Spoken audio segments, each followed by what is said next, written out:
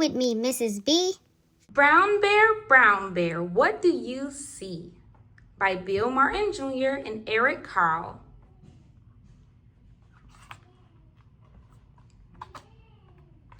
Brown Bear, what do you see? I see a red bird looking at me. Red bird, what do you see? I see a yellow duck looking at me. Yellow duck, what do you see? I see a blue horse looking at me. Blue horse, what do you see? I see a green frog looking at me. Green frog, what do you see? I see a purple cat looking at me. Purple cat, what do you see? I see a white dog looking at me. White dog, what do you see? I see a black sheep looking at me. Black sheep, what do you see? I see a goldfish looking at me. Goldfish, what do you see? I see a teacher looking at me. Teacher, what do you see? I see children looking at me. Children, what do you see? We see a brown bear, a red bird, a yellow duck, a blue horse, a green frog, a purple cat, a white dog, a black sheep, a goldfish, and a teacher looking at us. That's what we see. Rawr. Chirp, chirp. Quack, quack. Neigh. Ribbit. Meow. Woof, woof. Bah. Gulp, gulp. Hello. The end. Baking Day at Grandma's by Anika Denise, illustrated by Christopher Denise. It's baking day at Grandma's. Bundle up, it's time to go out across the drifts of snow. Past the pond so smooth and clear, little cottage drawing near. Knock, knock, knock on Grandma's door. Hear her pad across the floor. Plant a kiss on Grandma's nose. Cozy fire, warming toes. It's baking day at Grandma's. Pass out aprons, 1, 2, 3. Grandma reads the recipe. Flour, sugar, butter, eggs. Stand on chairs with tippy legs. Wooden spoon and measuring cup. Mix the batter, stir it up. Fold it gently in the pan. Lick the spoon because we can. It's baking day at Grandma's. Hop down from the tippy chair. Smell the sweetness in the air. 1 hot cocoa at each place. Frosty window, smiley face. Old time music, soft and sweet. Skippy notes and tapping feet. Learning songs that Grandma sings when the kitchen timer rings. It's baking day at Grandma's. Flip the pan and out it pops. Cut in squares and frost the tops. Add some sprinkles, wrap each one. Tie a ribbon, nearly done. Tasty treats in pretty bags, each one marked with little tags. Coats and boots and hats and gloves, the hugs we know that Grandma loves. It's baking day, it's baking day, it's baking day at Grandma's. Walking home under the moon, back to visit Grandma soon. The end. Mother Bruce by Ryan T. Higgins.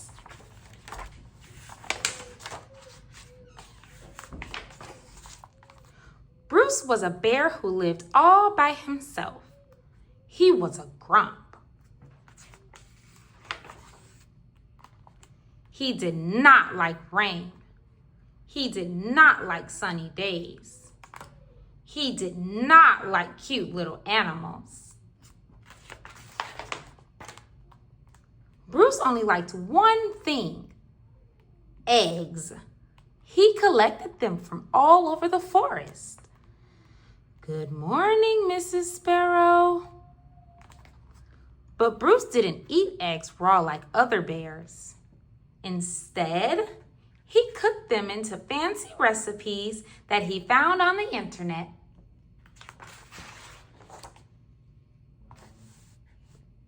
One day, Bruce came across a recipe for hard-boiled goose eggs drizzled with honey salmon sauce. So he went out to get the ingredients. First, he caught a few salmons. Then he collected honey from a local beehive. He liked to support local businesses, you see. Last, he went to Mrs. Goose's nest to pay her a visit. Are these eggs free-range organic?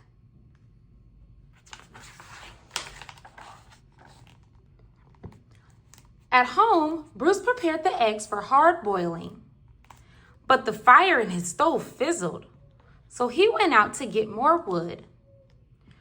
When Bruce came back, he was met with an unwelcome surprise. Mama!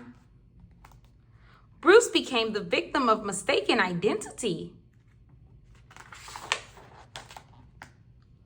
Bruce wanted hard-boiled eggs, not goslings.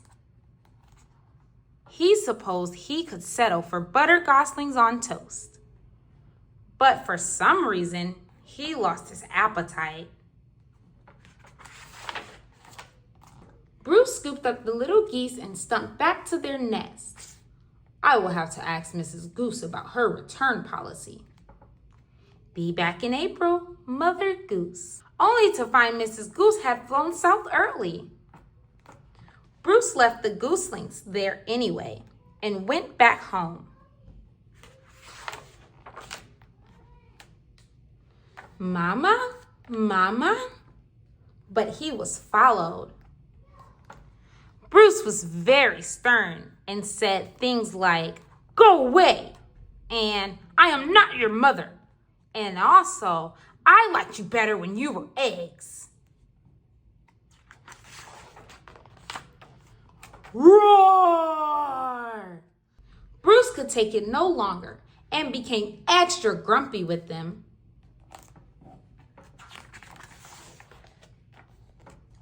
It didn't work.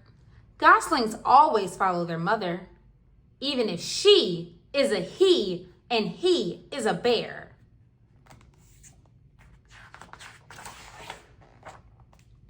Bruce was stuck with them. He tried to make the best of it.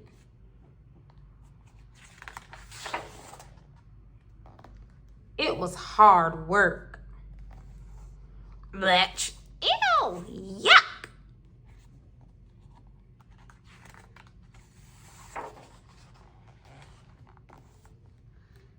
As the seasons passed, Bruce watched the pesky goslings grow older. from annoying baby geese to stubborn teenage geese to boring adult geese. Then one fall afternoon, he saw other goose families flying south. Finally, he'd be rid of those geese, and he could take a long winter nap.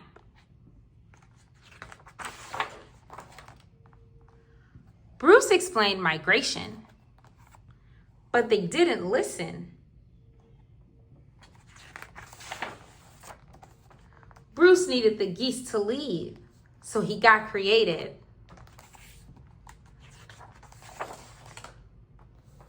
Nothing worked.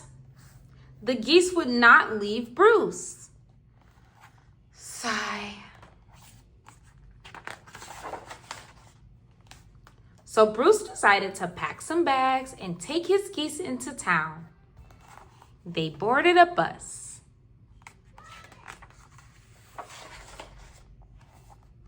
And migrated to Miami. Now, every winter, Bruce and his geese head south together. They laze about at the beach in tacky shirts, sipping ice-cold lemonade while Bruce dreams of new recipes. Recipes that don't hatch. Mama?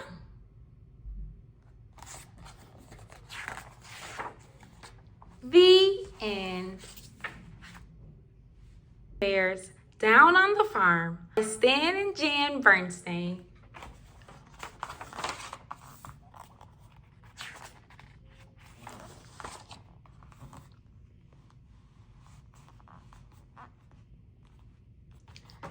This way, please. We are on our way to visit our friend Farmer Ben today. There's Ben's farm just up ahead. As you can see, it is quite a spread.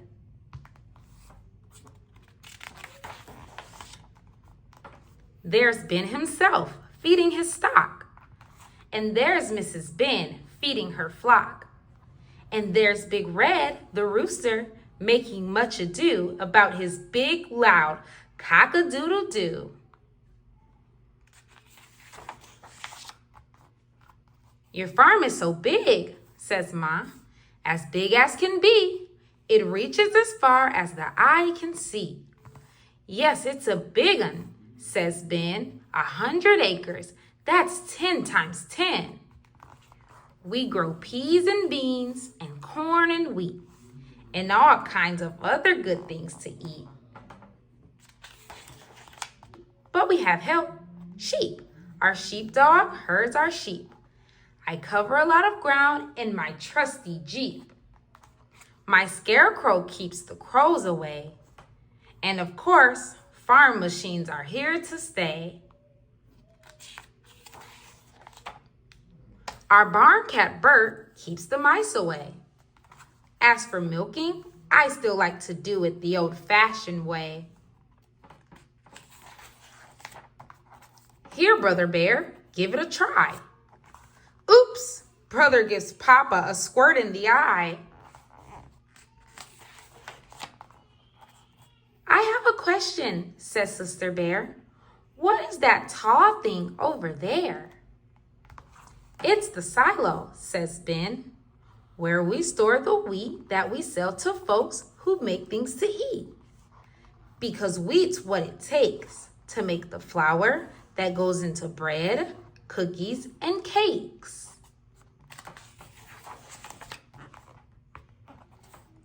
Says Mrs. Ben, it's lunchtime. Please take your seats. Everyone sit down and have some eats. And what a lunch it is. Farm fresh foods of every kind.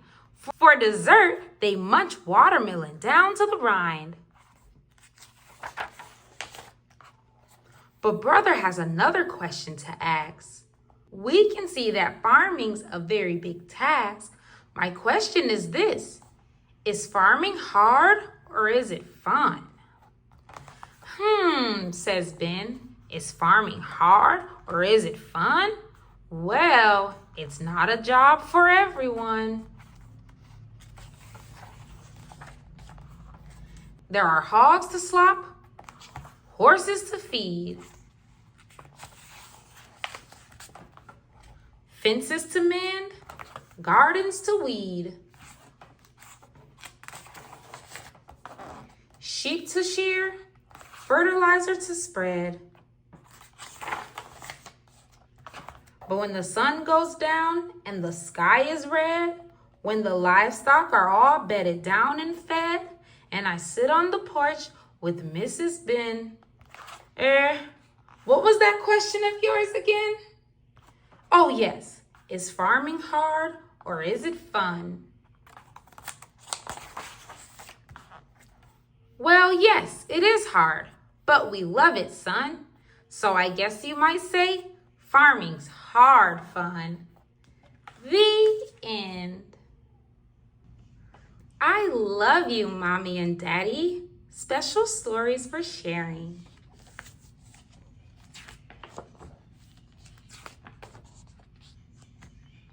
Written by Jillian Harker, illustrated by Christina Stevenson. I love you, Mommy. Watch me, Mommy, called Little Bear. I'm going fishing. Wait a minute, replied Mommy Bear. There's something you might want to know. But Little Bear was already running down to the river.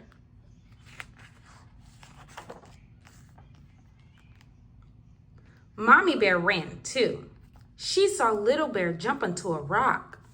She saw Little Bear reach out his paw to catch a fish. Then Little Bear began to teeter and totter. Splash! This doesn't feel so good, thought Little Bear. Good try, smiled Mommy Bear. But you watch me now, Little Bear. I'll show you how to swim before you go fishing again. Little Bear watched Mommy Bear paddle all around. Your turn now, Little Bear, she said.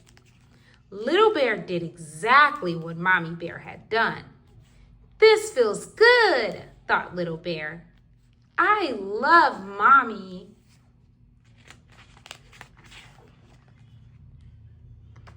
Look at me, Mommy, called Little Bear. I'm going to pick that fruit. Just a minute, replied Mommy Bear. There's something you might want to know. But Little Bear was already climbing the tree. Mommy Bear saw Little Bear run along a branch. She saw Little Bear reach out his paw to pick a juicy fruit. Then Little Bear began to wibble and wobble. Crash! This doesn't feel like fun, thought Little Bear. Not bad, said Mommy Bear. But you look at me now, Little Bear. I'll show you how to climb properly before you go fruit picking again. Little Bear watched how Mommy Bear balanced as she climbed. Your turn now, Little Bear, she said. Little Bear did what Mommy Bear had done. This tastes good, thought Little Bear. I love Mommy. Look, Mommy, smiled Little Bear. All the other cubs are playing. I'm going to play too. Wait a minute, please, said Mommy Bear. There's something you might want to know. Little Bear stopped and turned. Tell me, he said. Be gentle when you play, said Mommy Bear. Look, like this. Mommy Bear reached out her paws. She wrapped her arms around Little Bear. She rolled Little Bear over and over on the ground. I love Mommy, thought Little Bear. Then he ran off to play. He did just what Mommy Bear had done, and it felt like fun.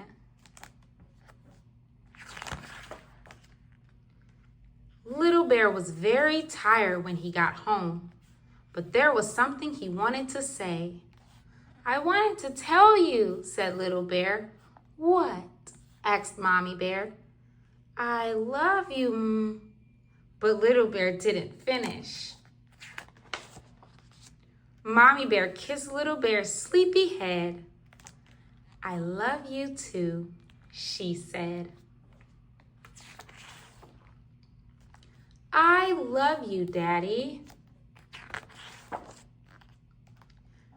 You're getting tall, Little Bear, said Daddy Bear. Big enough to come climbing with me. Little Bear's eyes opened wide in surprise. Do you really mean that? Said Little Bear. Daddy Bear nodded. He led Little Bear to a giant tree. Little Bear tried to scramble up onto the lowest branch. He tumbled backward. Daddy Bear nudged Little Bear. Daddy Bear tugged Little Bear. You can do it, he whispered. And suddenly, Little Bear found that he could. I love Daddy, thought Little Bear. You're getting brave, Little Bear, said Daddy Bear. Daring enough to gather honey with me. Little Bear gasped. Could I really? Daddy Bear winked. He led Little Bear to another tree and pointed to a hole in the trunk. Little Bear reached out his paw. A furious buzzing filled his ears. Little Bear pulled his paw back. Buzz, buzz, buzz. Just be quick, Daddy Bear said. You have thick fur. The bees can't hurt you. You can do it, he smiled. And suddenly, Little Bear found that he could. I love Daddy, thought Little Bear. You're getting smart, Little Bear. Smart enough to find a good winter den. Little Bear grinned. Do you really think so? I know so, said Daddy Bear. Little Bear set off. Not too far from food, said Daddy Bear. Ready for when spring comes. Little Bear sniffed the wind. Look for high ground, said Daddy Bear, to keep us dry. Little Bear padded up over the rocks. Somewhere safe and warm, said Daddy Bear, away from danger. Here, called Little Bear as he disappeared into a deep cave. Daddy Bear followed. He looked all around. Perfect, he said. I love Daddy, thought Little Bear. Did I climb well? Little Bear asked on the way home. You did, replied Daddy Bear. Was I brave? Asked Little Bear. You were, answered Daddy Bear. Did I find a good den? Asked Little Bear. The very best, smiled Daddy Bear. I'm proud of you, Little Bear. Soon, Little Bear and Daddy Bear reached home, and suddenly, Little Bear felt very tired. But there was something he wanted to say. I love you, began Little Bear, but he didn't finish. Daddy Bear stroked Little Bear's head. I love you too, he said. The end.